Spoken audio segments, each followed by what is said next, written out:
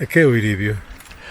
O Iribio é un espazo mítico, do ámbito mítico do Courel.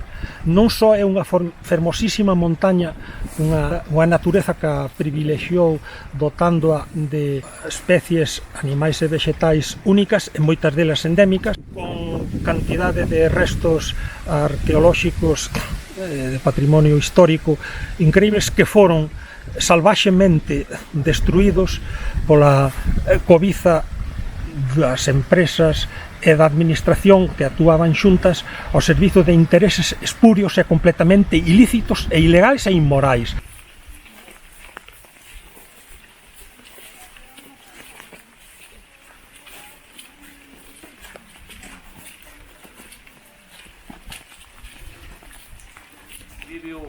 A Serra do Iribio é a antesala do Courel, mirando desde Poniente, e se nos subimos á Serra do Iribio, pois sería, digamos, que a ventana de Galicia.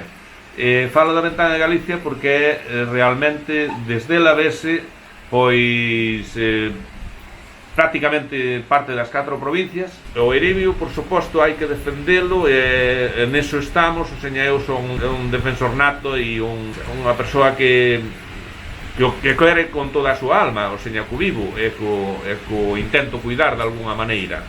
E non sei o que máis contarvos, pero o Iribio é o máis grande das serras de Galicia para O Iribio está en perigo. E o Iribio está en perigo, por suposto. O Iribio foi atacado, foi asoballado, e bueno, estamos en proceso de defendelo.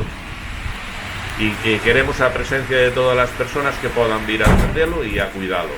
Pois o roteiro que estamos a facer hoxe é un plan B, porque non se puido facer o que estaba previsto polas cimas da Serra do Iribio. Concretamente agora estamos despois de Pasantes, cun fermosísimo Pombal ao fondo e apenas soa ca Devesa do Iribio. Agora imos precisamente a Ramil, a outra aldea, aí onde hai outro castiñeiro semellante aos que pasamos aquí, moi centenarios. Xa entramos en Triacastela. Fiañas da nebra rubindo e baixando a gaiola do aire polas serras érmedas e polos soutos despidos do Nadal.